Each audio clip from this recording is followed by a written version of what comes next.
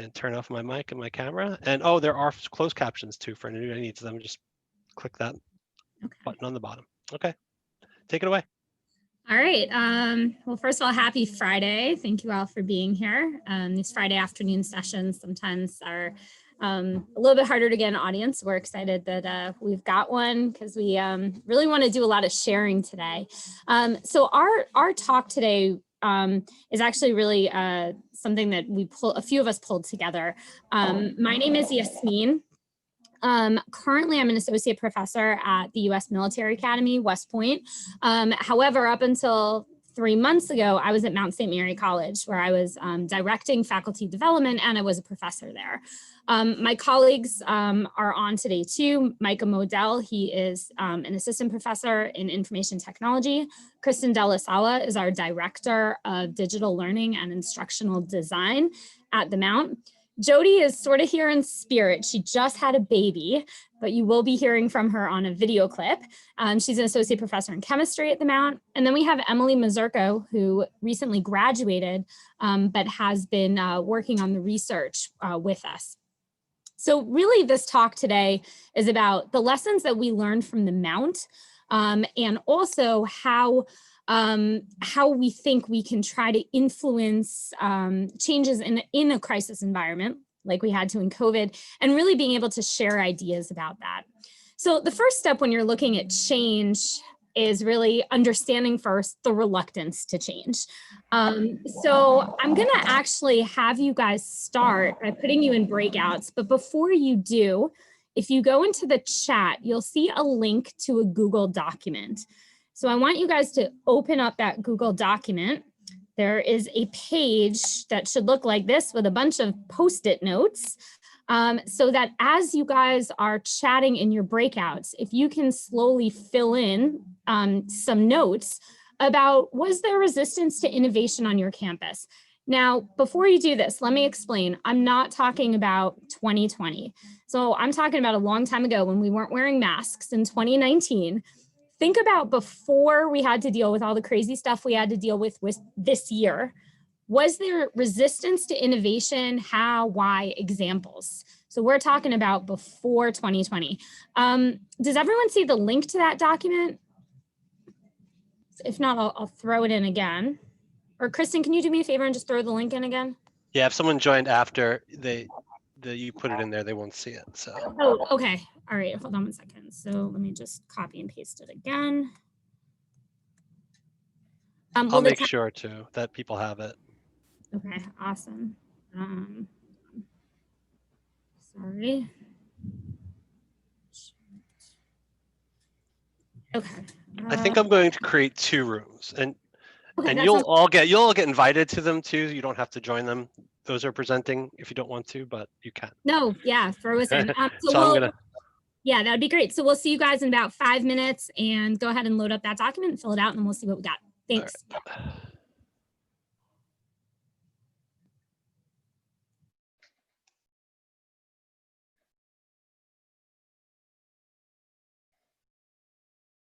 You guys see the PowerPoint right now with the Post-it notes? Yep. Okay, so hopefully everyone's coming back now. Definitely, as I'm looking at what people wrote, certainly this resistance to innovation was not something that started in 2020, right? It was there before. And as I'm looking, I see a lot of you guys focused on issues of technology, so concerns about adversity to teaching with technology. Yes, and everyone's not back yet, by the way. I'm sorry. It's now they are.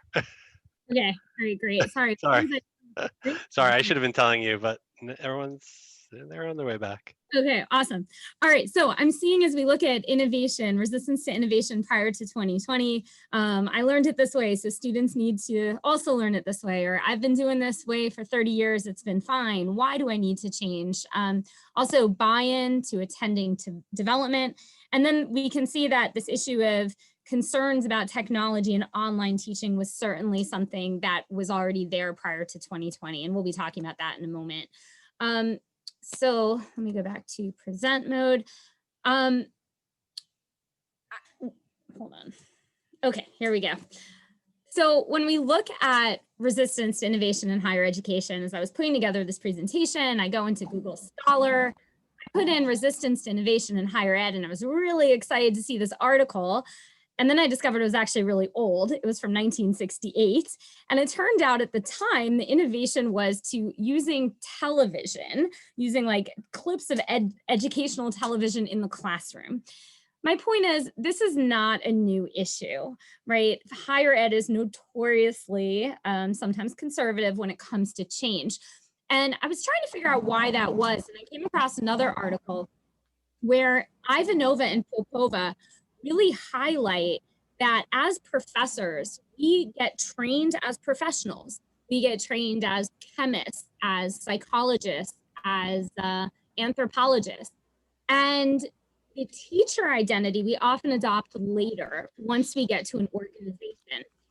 And as they write, the innovation process often confronts the university with the problem of retaining professionals. We get trained a certain way, but now the university is asking us to do different things with our teaching. And sometimes that comes at the expense of our professional identity. So I thought that was kind of interesting. But really what we wanted to get at was reluctance to online education. So with that, I'm going to turn it over to our Director of Digital Learning and Instructional Design, Kristen Della Sala. So for those of us who have been teaching online for 10 years or have worked in the capacity as a director of distance education or have worked in instructional design, reluctance to online education is not a new story for us. In fact, it's part of the fabric or the narrative of our professional lives. So we do see some opening up of distance education openness or online education openness happening in the last 5 to 7 years, right, with graduate programs, a recognition that students who have families and work lives need to continue their education. So we see an opening, an increase in graduate programs online. We also see an opening around adult education and non-traditional programs going online. And we also see, like at our campus, Mount St. Mary College, we see an opening up or less resistance around summer online courses or winter as a pathway or opportunity for students to take courses and not go to a community college, right? But there still remains a reluctance around the traditional student, right? The traditional resident student that stays in dorms. We have this sort of understanding of protection that we want for the freshman student and the freshman student experience. So reluctance continues, right?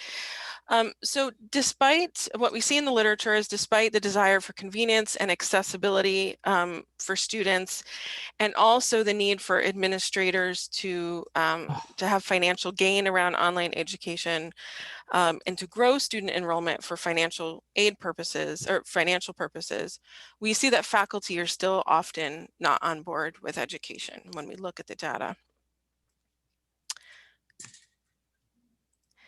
So in 2013, which was 7 years ago, 1/3 of chief academic officers felt faculty accepted the legitimacy of online education. And again, some of the rationale around that is an openness to the financial gains that online education can afford and overall accessibility and inclusivity for different student populations to become part of the college atmosphere. Most recently in the literature, we see that 80% of digital learning leaders agree that online courses can achieve the same outcomes as in person. So certainly an increase from 7 years ago. Yet we still see that faculty have resistance around online education. So what are some of the factors that we see across the literature? And truly, we've only provided a couple examples here, but it is sort of robust in the literature. Some factors that faculty see as resistant have to do with concerns of increased workload. And for all of us who have developed online courses, either as faculty members or as instructional designers, realize it is a lot of work. We also see that there's a skepticism around or an unwillingness to go through training, either a perception that I don't need those pedagogical skills, I already have them, or just simply not enough time, for example. Oh, Yasmin, I can't see the slide anymore. It got small. Okay. Or an overall skepticism about online learning in general. When compared to face-to-face learning, this idea that face-to-face learning is superior and it provides the humanistic elements of working with students and creating relationships that online education could never do, as well as an overall reluctance to change, which Yasmin had just talked about. So when we further looked into the literature, we realized that tenured professors are much more resistant than untenured professors. And one of the gaps that we did not look into, but we discussed later, is what about the lives of our part-time faculty? So, I mean, I can speak to my relationship with part-time faculty, and I do see sort of a mixed where some part-time faculty are very open to the experience of online education, are very happy about teaching, want to do something new, and then we have others who are simply not interested at all. So I think there's a little bit of a divide. So overall, resistance. So this is a little bit of the lit review, but Yasmin, if you could flip the slide. What we want to find out, and then we're going to connect again in a couple minutes to what's currently happening at our campus. We want to know what's going on your campuses. So I think you could certainly use the chat to reply to this answer, or if you wanted to raise your hand or perhaps even say it out loud. We have a small group. In what ways, if any, have faculty been resistant to online education at your institution? And again, I'll situate this in the context of before the pandemic. What were issues that you were seeing on your campus falling into these categories we see in the lit review? Concerns of increased workload, unwillingness to complete online training, skepticism about the quality of online learning compared to face-to-face, or reluctance to change. Maybe a primary factor. What has been the primary factor on your campuses? I think for there are courses in the sciences and in other disciplines where some of them do not have the type of virtual or remote labs that they feel they have in person, or the institution can't invest in having the type of lab experience that the faculty wants. So, so while there's been a lot of improvement, you know, back from when online or distance learning became a financial investment for institutions, it's come a long way, but some of the resources to support those types of scenarios are either too expensive or don't cover what the faculty member wants. There's also, I think, a lot of institutions also have student experiences that are going parallel to their semester, and how do you know, they were, I mean, prior to the pandemic, everything's all nicely set up, and you know, some contingencies are in there, but you flip it to a virtual scenario and that may be better at the graduate level, but certainly not at the undergraduate level. So just some observations. Yeah, absolutely. We saw some of those same factors at our institution. What about on some of the other campuses? Any other insight? I haven't been looking at the chat, so maybe there were some things in there too. Yeah, so there's certainly, oh, I'm sorry, go ahead. I was just going to say on our campus, part of the issue was that we were encouraged. We have online during the summer and during the winter. That was 100% online. People could sign up. It was their option, but they were expected to train to do it during teaching a full load. So there was no support given time off to develop the course, to learn the learning management system at that level. And that was hard on a lot of faculty. Yeah, absolutely. It's a lot of work, and where there's work, there's time, and where there's time, maybe stipends, but not always, right? The availability of funding for that kind of work. Yeah, so I think the point here is that each of us we have a shared sort of understanding of what the resistance is around online education, but there are certainly differences on our campuses. And I think the institutional context is really important for talking about that. So next slide, Yasmin. So now we're going to talk a little bit about the Mount. So for those of you who are not familiar with our campus, we're 60 miles north of New York City. We have about 2,500 students. A large majority of our students, Yasmin, if you could flip the next slide. A large majority of our students are traditional students who are staying in residence. We have a variety of different programs, but some of our strongest programs are in the School of Nursing. A large majority of our students are coming to our campus for our nursing program. We also have a business program, and education and psychology, but a large majority of our students are coming for nursing. Organizationally, we are set up in divisions, not departments. And so when we were putting together this presentation, we were reflecting on the challenges or the silos that occur in our campus in terms of getting things accomplished, in terms of innovation and moving things forward. Each of our divisions tend to do something different. For example, we don't have standardized syllabi or standardized ways of observing courses, maybe like SUNY does. So that definitely plays a role in the way we think about innovation, and particularly online education. So the large majority of our faculty are full-time faculty who hold a PhD or terminal degree, but of course we do have part-time faculty as well. So it's about an 85 part-time faculty, 130 full-time faculty split. So about a 60-40 split roughly. And our ratio of students to faculty is 13:1. And our class sizes are very small.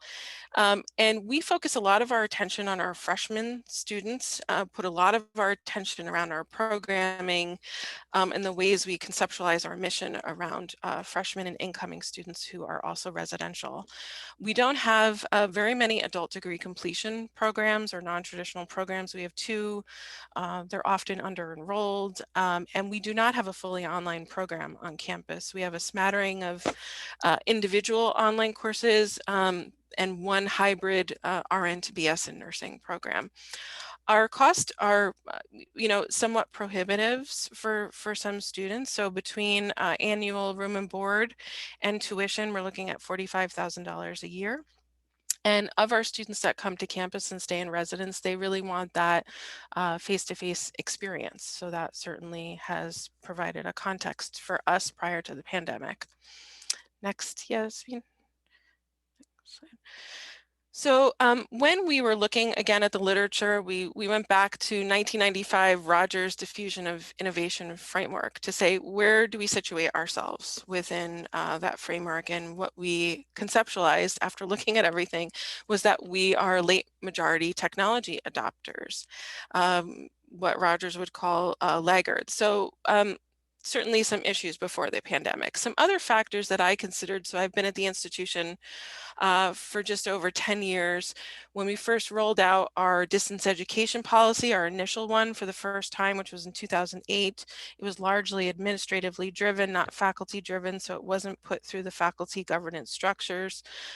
There was some backlash around that, and so really kind of set the stage for not having a positive sort of outlook on distance education moving forward. Largely instructional designers and instructional design work was not a professional field that was recognized, although we had instructional designers back in 2008. So course development processes and the ways we think about quality distance education really weren't a part of our fabric or our framework. So partially problematic for moving forward with distance education. Also, between 2008 and 2013, when I look back at the history of being at the college, we were really in really great shape. We had no issues with tuition, revenue was strong, student enrollment was strong.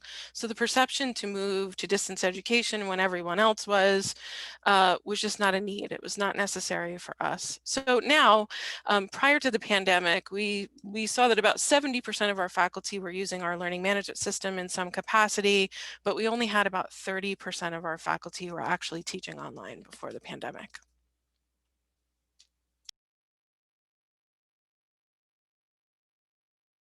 Okay, I'm off of mute now.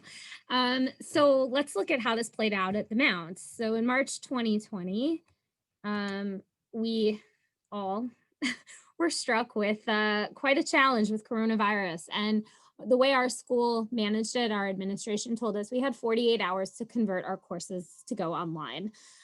Needless to say, this was a very challenging period for a lot of professors. However, a couple of us also saw it as an opportunity, and we said, let's see if we can collect some data. I think the most amazing thing about this week in March was the fact that we had a record-breaking IRB approval. So we're really grateful for that working out, which allowed us to survey faculty. We sent a survey out within those 48 hours before they actually went and started teaching online. And we got 56 faculty to answer them. That's out of roughly 215, including adjuncts and full-time professors. 57 of them had never taught online before. And we focused on questions like, what are your concerns? Have you ever done this before? How do you think it's going to go? What is your anxiety level? And in June 2020, 3 months later, end of the semester, we surveyed them again. Now, our goal was to look for changes. Research doesn't always go like you expect. We had our faculty come up with their own personal PIN number. I hope they do better on their ATM machines, or they would be very poor, because none of them remembered their PIN number. 13 did. So really, we kind of had to compare them as separate samples. But for this presentation, I really want to focus on where they were in March 2020. So when we looked at their concerns, some of them were really COVID specific. I've got kids at home. I need to make this change quickly. How am I going to manage? But there were a lot of concerns really related to the issues we were thinking about, converting to online pedagogy. This was especially an issue for people like yoga instructors. How am I supposed to do PE class online?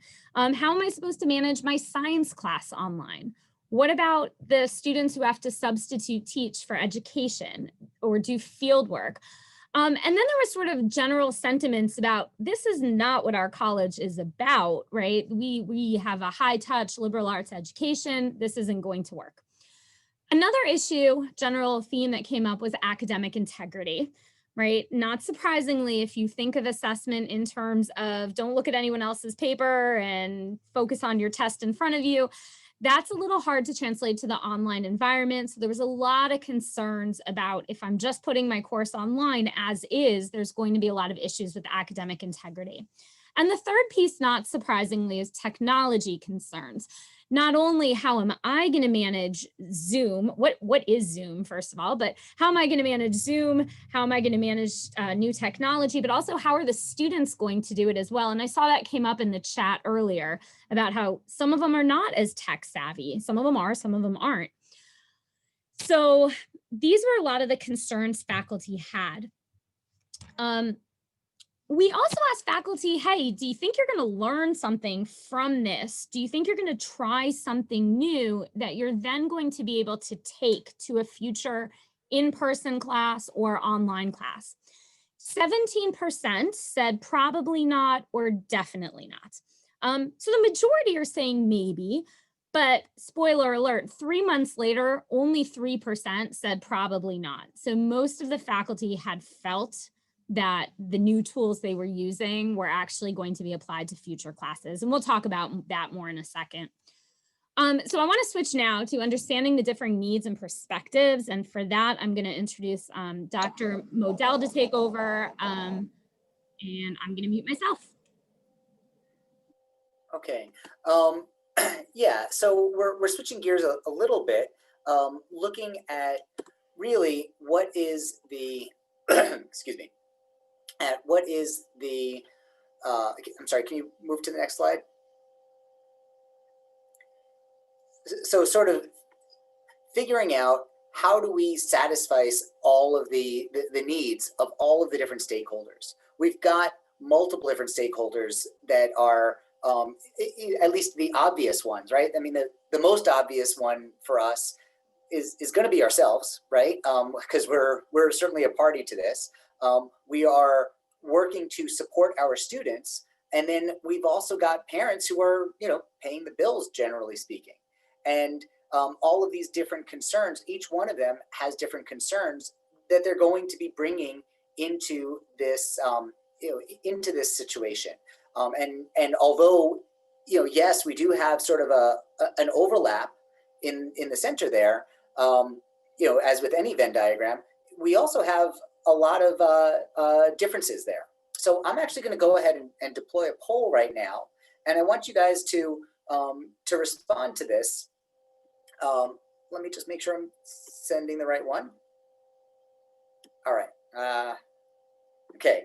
Please respond to this poll. Like, I think only I can, so I don't know. Were you able to? I don't know. I'll just do it for you. I had it up. I had it up. So. Oh, okay. So maybe you can. I'm not sure if co-hosts can. I'll just do it. Okay.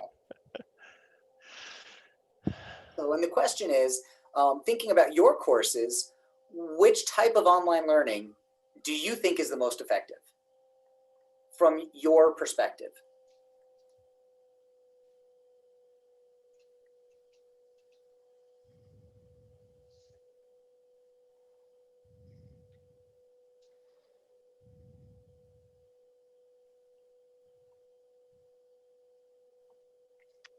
Yeah, why don't you see if you can end it, and you could just do it.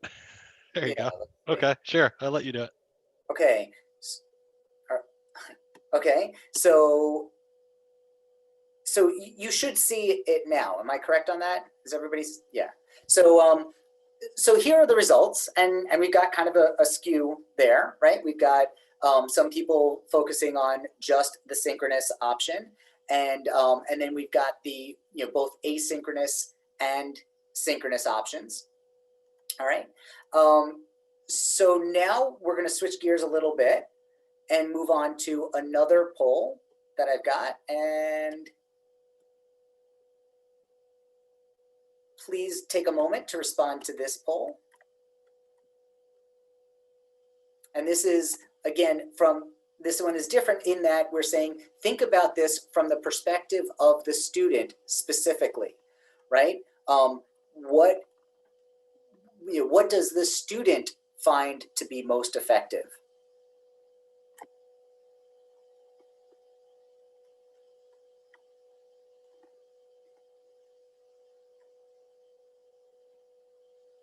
Okay, I'm going to give this another 10 seconds. Maybe a little bit less than that, because it looks like we're settling down. Okay, so I'm going to go ahead. Okay, it's now being shared. So clearly, again, we've got a new breakdown this time, right? What I want to highlight here is the spread, and now we're going to move on and look at another poll, and this is from the parent perspective.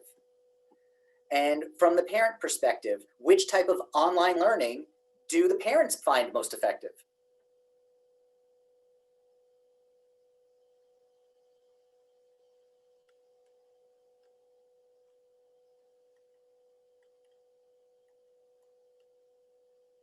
Okay, I'm going to give it another few seconds.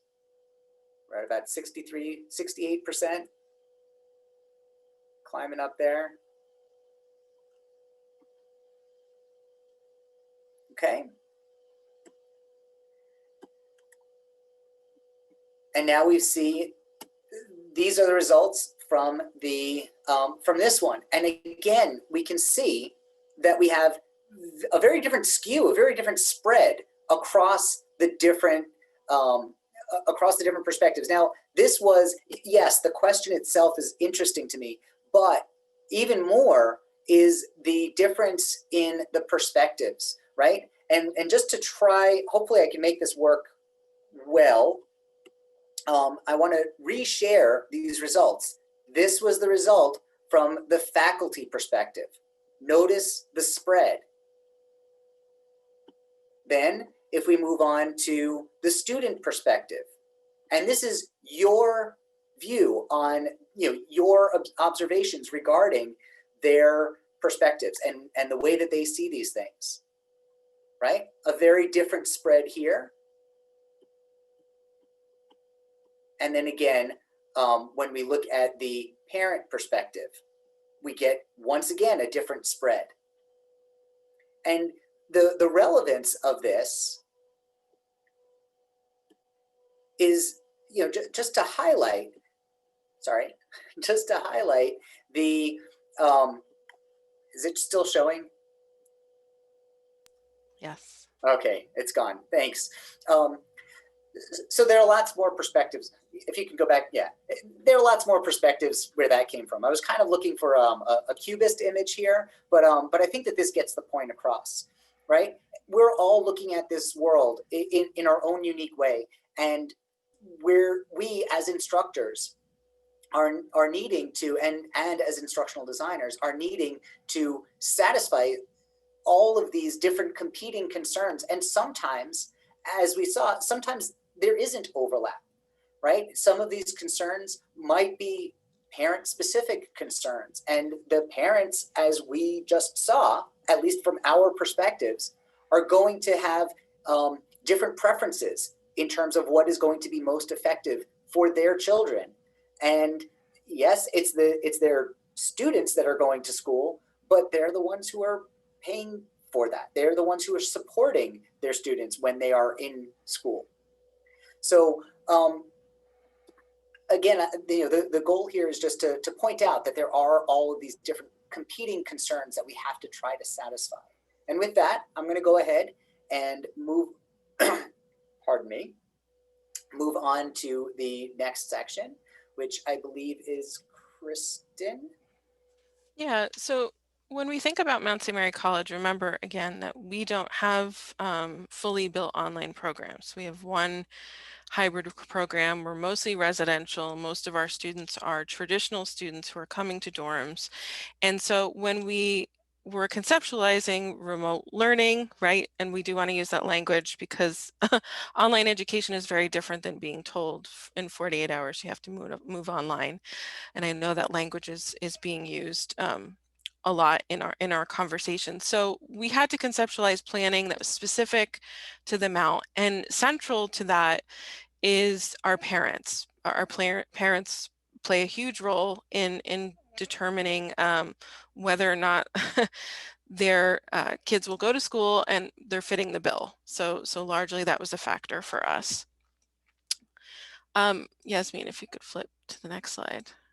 So what we realized is one size fits all, which Micah already articulated, but one size fits all, one size does not fit all, excuse me, is based on the way we're thinking about the student needs, parent needs, also our faculty needs, but what is very specific to our institution.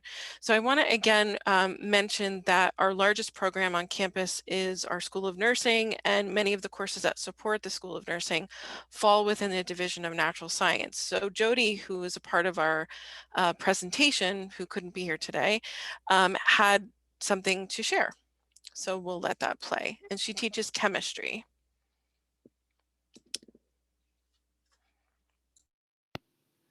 So, hi all.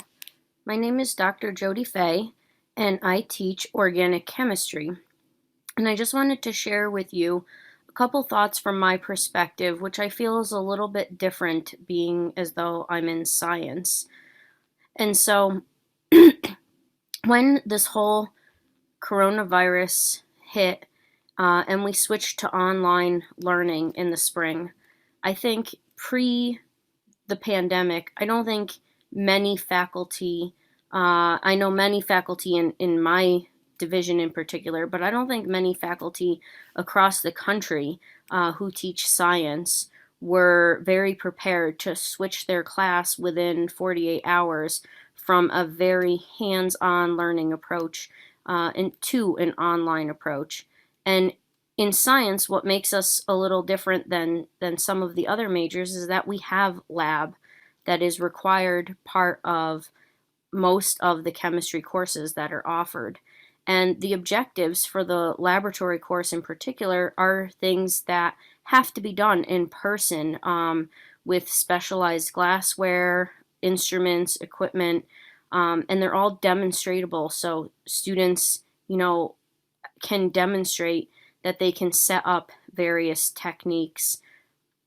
Students demonstrate that they can create a product in a high % yield.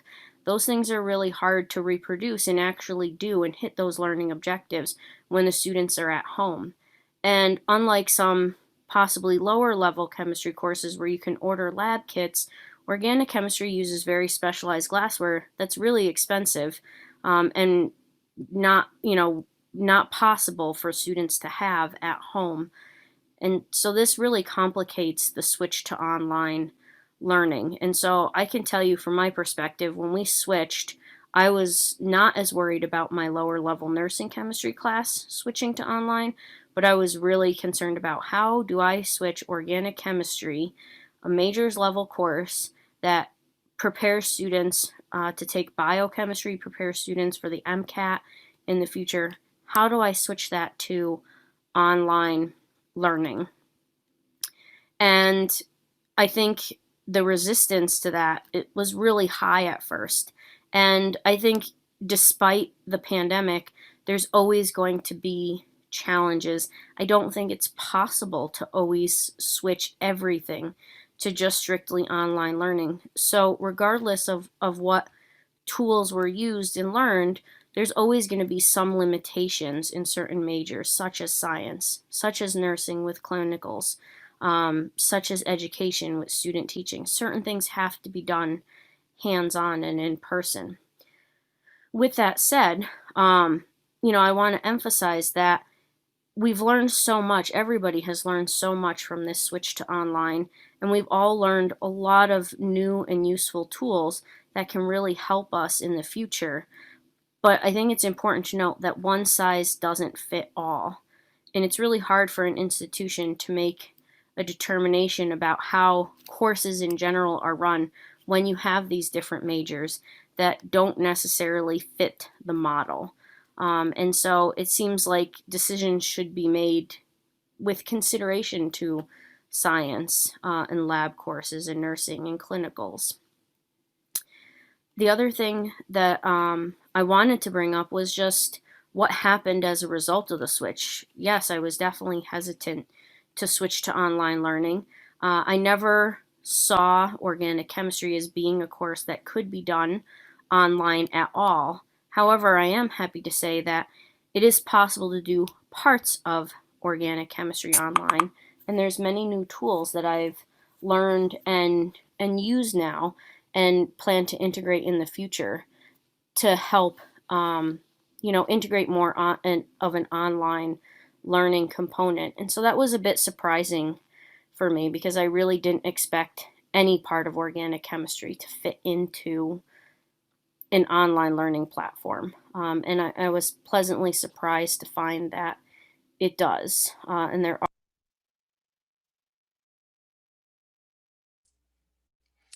So that was Jody's perspective. So certainly, I want to emphasize that we have a School of Nursing and a lot of the supporting courses are in the nursing area or sciences. So we were glad to see that, that she came away with something that was really valuable, but it was certainly a struggle at first to move to remote learning for our Division of Natural Science. So some other things that informed us in terms of our planning, we looked into what's called niche data. So everyone can look at their institution under niche.com and see where you sort of are situated within the higher education landscape. We used it to guide us in terms of what statistics and data they were gathering about what should we do if we need to be online again in the fall. How do we prepare for that?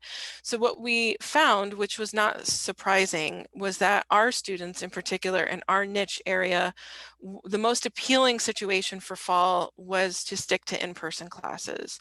With the virus, we knew that that certainly wasn't possible. With social distancing and smaller classes, we knew that wasn't possible, but we at least needed to acknowledge that this was the case. Next slide, Yasmin. The second most popular scenario, according to Niche, for our institution, a small liberal arts college, mostly residential, was what's called high flex. So the majority of our courses we ended up preparing for and conceptualizing as high flex, a marriage between hybrid and what would be flexible for students that needed to come in and outside of the classroom, whether from a place of desire or whether we had students that needed to stop coursework because they themselves came down with COVID, for example. Yasmin, if you could flip to the next slide. So some key elements for us, we're thinking about in-person classrooms, we're thinking about high flex with a smattering of, you know, some optional asynchronous and synchronous courses largely using Zoom. But this was really important information for us because we were thinking very specifically about our parents, our students, our faculty, and our residential community. You could flip to the next slide, Yasmin.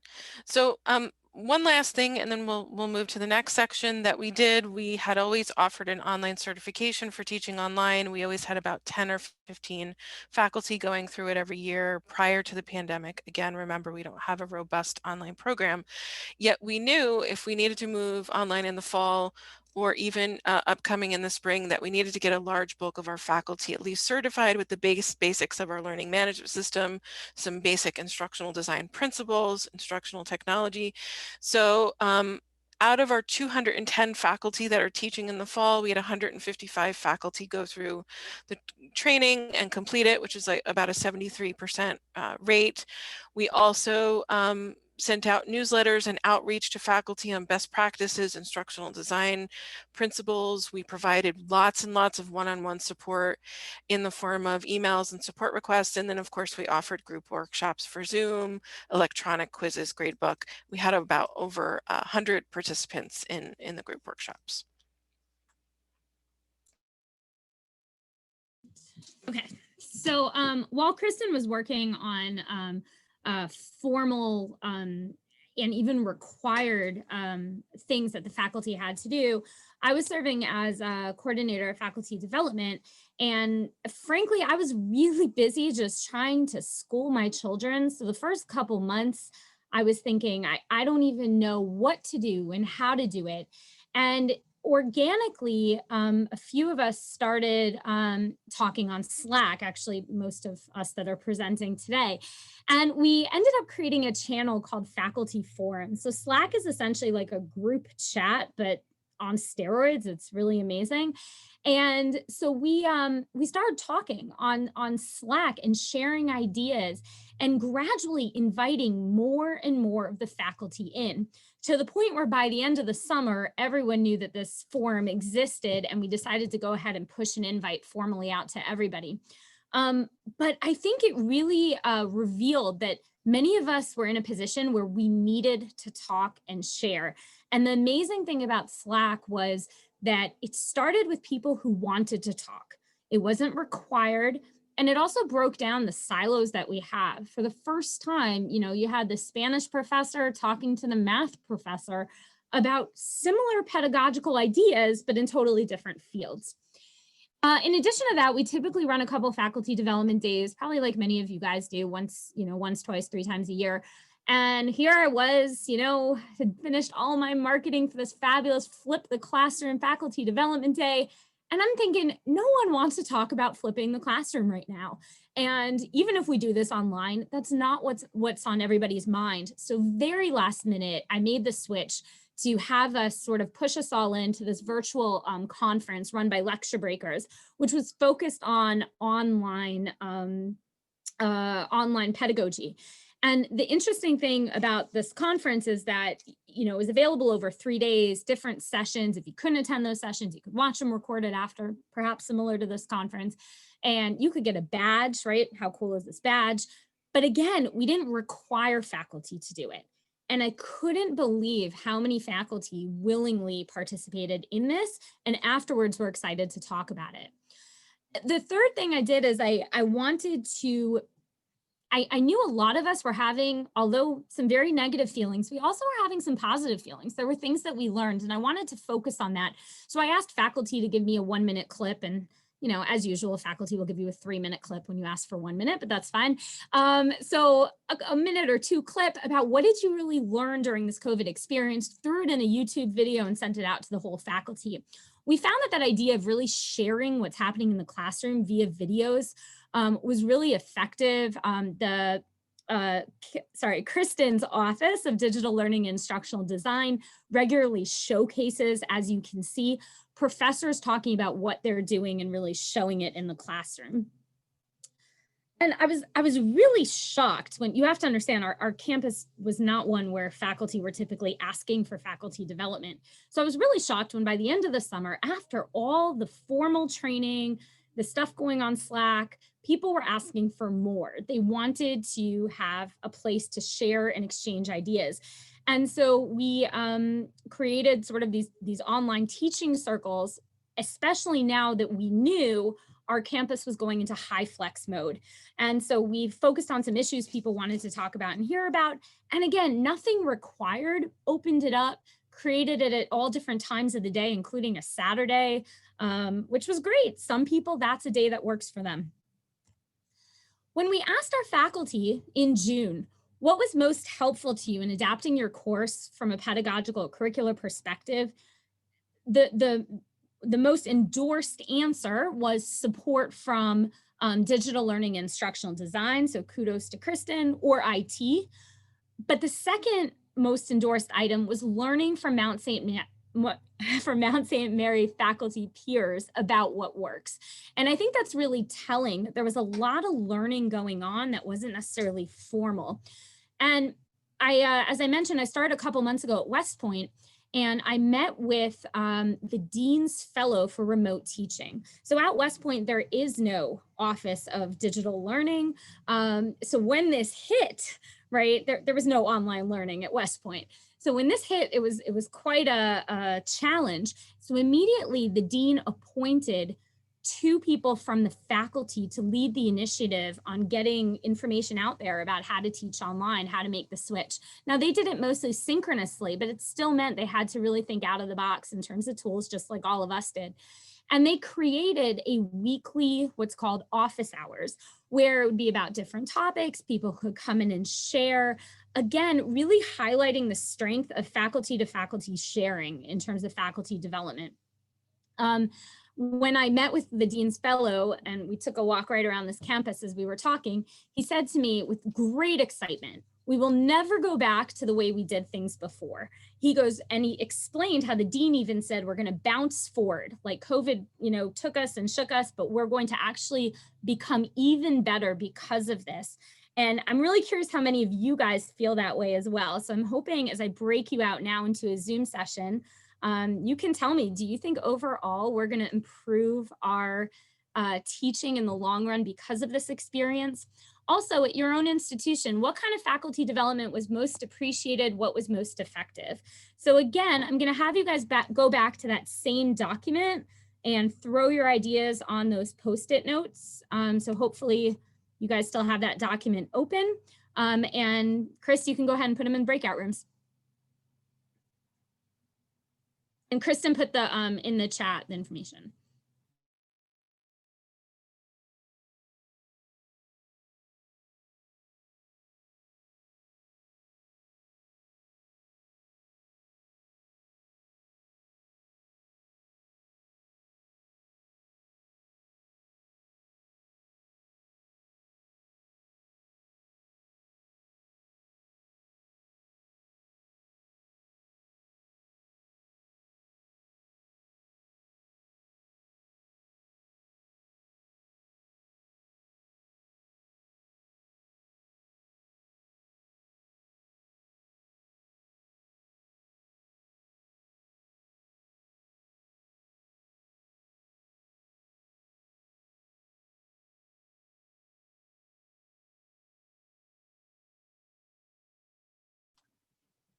Hey, Chris, I paused the recording. Did you restart it? Resume the recording.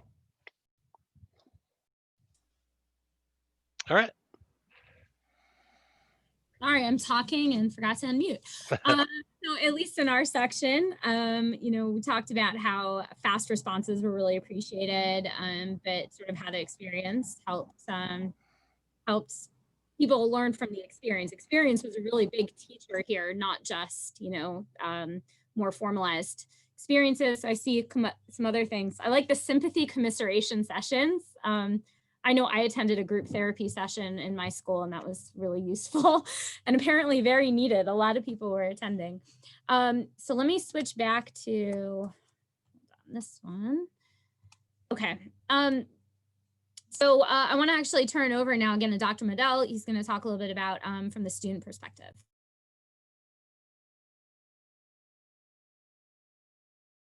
Yeah, so can you advance the slide? So when this whole event hit, right, when this crisis hit, then we decided as a group, we decided to engage in a design-based research approach where we would try to regularly solicit data from the students in order to sort of get ourselves on track and maintain ourselves on track in order to best support them in this sort of evolving situation. And we did so through a random sampling every day throughout the semester. We would send out a survey request to 50 individuals throughout, and 50 different individuals every day. And then the idea was to analyze that and then take any lessons learned into the next day's work. Ultimately, this kind of, this was a bit ambitious and wound up being, a little bit less effective than we had hoped, because, quite frankly, I think the students were overwhelmed, and we were getting out of that 50 students, we wound up getting a maximum of about 4 students on one day, but most of the time we would get 0, and occasionally we would get 1 or 2. So clearly the information wasn't quite as rich a stream of information as possible as we had hoped. But with that said, there were some themes that came out when we analyzed this data after the fact, and some of those themes are what we've got here, the main ones, and really the main one was deployment of empathy, and I certainly heard that in the breakout session that I was just in. And that was with respect to the faculty members, not to the students, but clearly it was valuable to the students as well.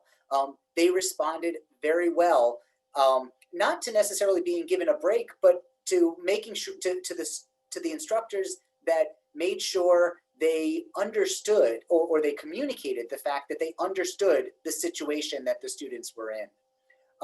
Also, in this new environment, this new and crazy environment for a lot of these people, clarity of expectations, clarity of communication, clarity of assignments was huge for them, right? Because there was such a tremendous amount of information flying at everybody. And then finally, really pushing for realistic motivation, right? Trying to incorporate the needs of the students, and then moving on. And so, can we just advance to the next slide? The way that I would synthesize that is that really we found that we weren't going to find a new stable state, and that we were really not going to, certainly at this time, but perhaps never, really find stability or consistency again. And it's also, in light of this, unlikely anyone's ever going to accept a one-size-fits-all solution that promises such consistency, because then it will wind up with lack of personalization. And we really need to focus on the individuals and staying abreast of those individuals, make sure we know what they're doing, and extrapolate that to understand the forest as well. You can proceed. Hi, so Next Emily. It's okay. Next we've got Emily. Okay, so we're gonna now go back to the data from the Mount. We collected after the semester was over, so this was in June of 2020. So not surprisingly, as you can tell by the proportion of the blue, most faculty use new tools.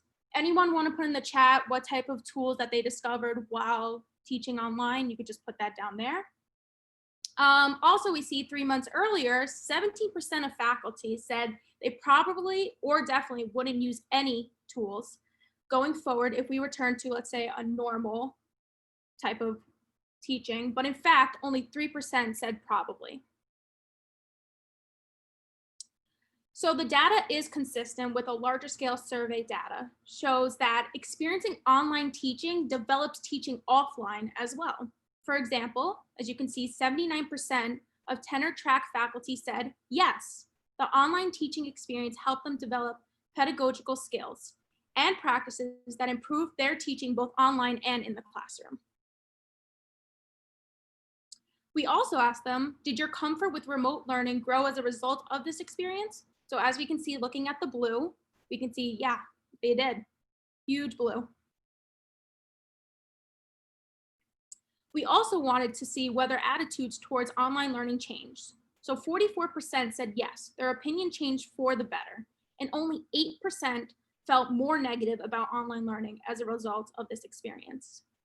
And if anybody wants to also put in how they felt, that would be great.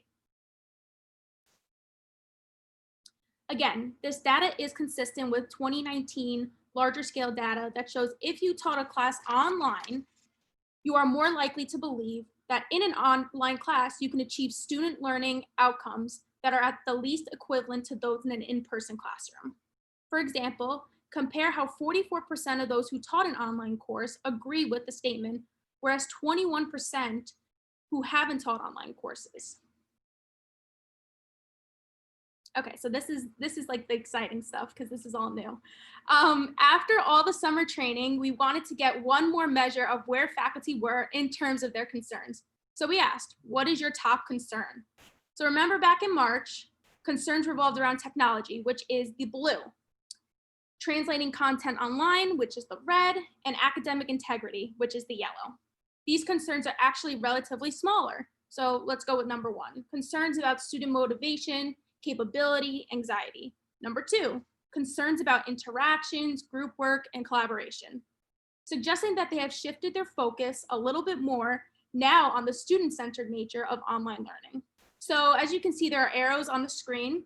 This indicates concerns that when we asked which of these were concerns for the faculty, over 50% of faculty listed those. So they may not be the top concerns, but they are definitely on the minds of the majority of faculty. So because, we want to keep time a little short, we're going to actually ask you guys to write down into the chat, what did you observe regarding changes, attitudes towards a new pedagogy on your campus?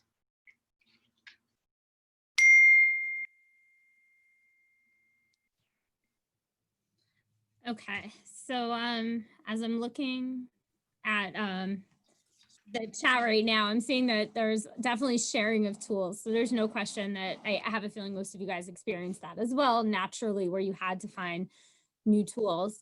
But this issue of changes in attitudes towards new pedagogy, we really saw that, I think, on our campus. I wonder, can we do a raise of hands? We have that capability here? Yeah, people can do that. Just How many of you, I guess if you guys can raise your hand. just go to, if you go into your name, you could, I can't see it because I'm a host, but those who aren't hosts or co-hosts should be able to just raise their hand. So I'm curious if you guys can raise your hand and just tell me how many of you guys had that same experience where you felt that there was a positive change towards the way we viewed online learning or even just in general pedagogy. Or you could put a thumbs up in your reaction Thumbs button. up, clapping. Yeah. Okay, so definitely some people. So I think this brings us to sort of a really interesting kind of conclusion, which I think is really more of a question than a conclusion, which is about pedagogical innovation. Is this something that only happens in crisis? So I got really interested in this idea of innovation in crisis. And so, for example, this is the printing press. The printing press was actually developed after the second plague, when the middle class started having more money and but there weren't as many monks, I guess, to handwrite books. I don't know if you know, but like Isaac Newton, because he was in isolation, he was in quarantine. That's when he came up with his theory of gravity, right? Because I guess he was sitting under an apple tree with nothing to do, like some of us might feel like in the last few months. Here's an example of, a zipper. Zipper was invented during World War I because there weren't pockets for the soldiers to carry things. And then this is actually, believe it or not, the first computer. I think we've come a long way. But this was developed in World War II, right? In a time of crisis when we had to crack German codes. So most innovations were actually developed in response to discrete events, history-specific problems. And when we turn to higher ed, there's this fabulous article in Harvard Business Review in 2020, how now is the time for open innovation.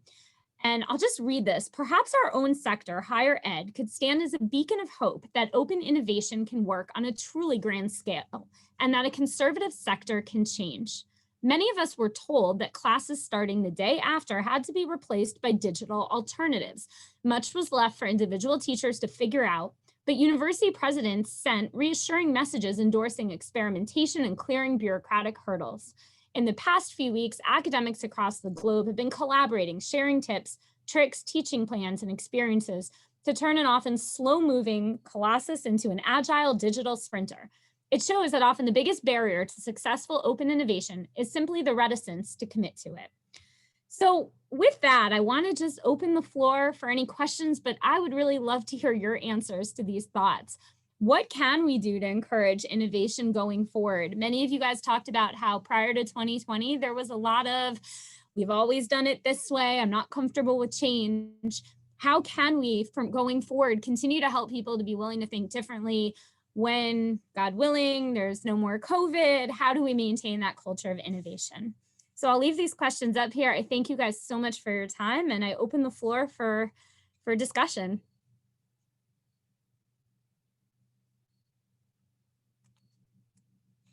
Or you guys can put in the chat, whatever you're comfortable with. Yeah, anybody can feel free to, I mean, I just wrote, I think to answer your question, it needs to be incentivized and recognized. I mean, I think what I've been hearing over the week is that everyone's overworked and a lot of this work has been on top of everything else. So, you know, we all, like you said earlier, right? I mean, we were all like scrambling, especially those who have kids, right? To homeschool kids and also do everything else, and also the stress of being in a pandemic. So, you know, there needs to be sort of an awareness that it's really hard work.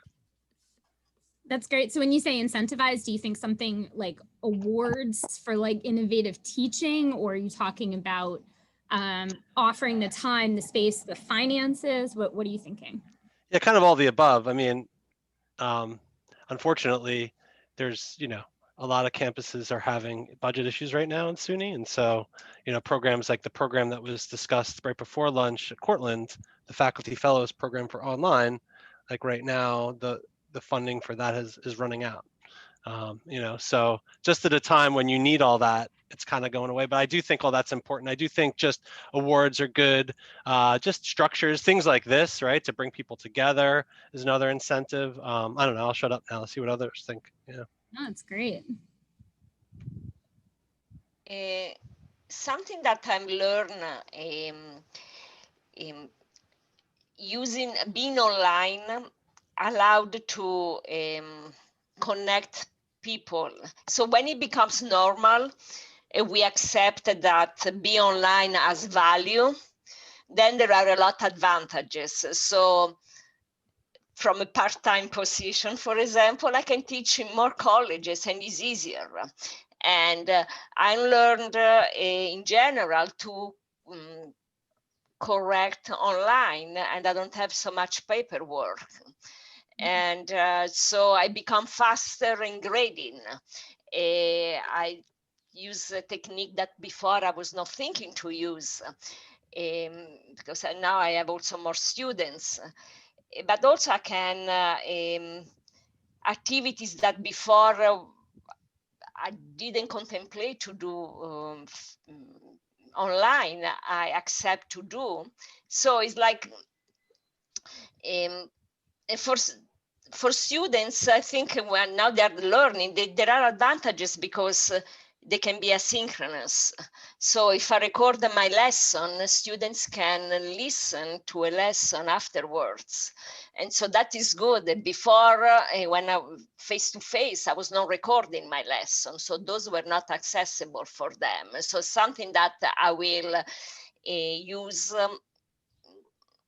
even when I will teach face-to-face, having lessons that are recorded for the students and accessible. That's great. Thank you. I just want to point out something Fatima also said, which I thought was a really good point, that it would be helpful for campuses to encourage creativity. Oftentimes individuals are scared of trying something new or piloting something new because they are afraid there might be ramifications if the program isn't successful. I think that's a really good point, that innovation has to come with a mindset where you have some toleration for failure. You have toleration for not getting it right. By definition, something innovative is going to be something new that hasn't really been tried as much. Thank you for that comment. That's a really great one.